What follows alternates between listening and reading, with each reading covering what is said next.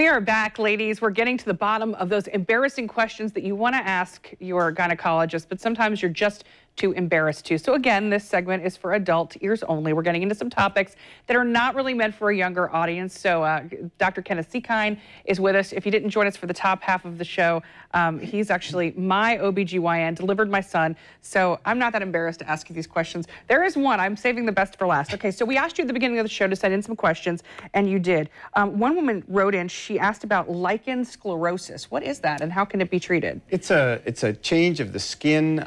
Typically, we see it in the vulva area around the vagina, the outside of the vagina, and often it takes either steroid cream or estrogen cream, but it usually presents with a kind of a dryness and a very itchy. Is it, I mean, can it affect your health, or can it be? It's just pretty much localized. Okay, all right. The next is, I don't know how to say that word. Hemangioma. Hemangioma. Hemangioma on your vagina after babies. First of all, what is that? A hemangioma is a group of little blood vessels that form. And typically during pregnancy, as we know, there's a lot of blood that develops to support the baby in the placenta. And there's a lot of areas of the body that develops some new blood vessels. Because there's so much pressure in the pelvis, the vulva, the vagina, the labia, the lips of the vagina will develop these blood vessels. And often after delivery, they hang around. So they're like varicose veins in the labia. How do you get rid of them? Well, there's some new techniques now. There's some lasers that can be used to destroy the blood vessels. Okay, so it is possible. Yes. But not necessary. Not necessary. Okay.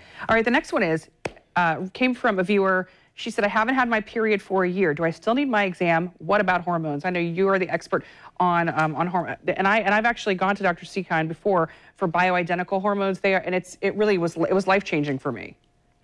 Not having a period for a year, depends on how old the woman is. If she's of menopausal age, then that's typically the first sign of the onset. That's where you're headed. That's where you're headed. So we would do some blood testing to see if the hormone levels are abnormal. And do you need to see your doctor? Yes, you need to see your doctor whether or not you're having periods. Okay, another one that came in. Why do you get hemorrhoids when you're pregnant? Well, again, all this blood in the pelvis. Hemorrhoids are blood vessels inside the rectum that fill up because there's a lot of pressure there, and especially when a woman's pregnant, there's excessive amount of blood, so those blood vessels fill up, and often constipation comes with pregnancy, so that when you're constipated, it makes the hemorrhoids even worse. Is it true they never really go away? Most often they don't. And when do you know you need surgery for them? When they're bleeding or they're causing a lot of pain. All right, and I saved the best question and clearly the most embarrassing question for last. Why does air come out of your vagina like passing gas from the wrong hole? And you've been asked this before. I already covered that with you. Well, what goes in has to come out. So air can only get into the vagina through the outside. There's no way that air is going to come in. Like in the gastrointestinal tract, when you pass gas through your rectum, the gas is coming from your intestinal tract. But there's no connection that's going to cause air to form inside your vagina unless it gets in there and then it has to come out. Which happens during intercourse. Exactly. Yeah. Women who've had vaginal deliveries, the vagina is a little bit more stretched than women who have never had a baby or have had C-sections, so that the air will typically get in there. And there are women who will get air in there just by natural movement. And it can be embarrassing, but it's not a medical issue. It's not a medical emergency, and there's not a whole lot we can do about it. Not a whole lot they can do.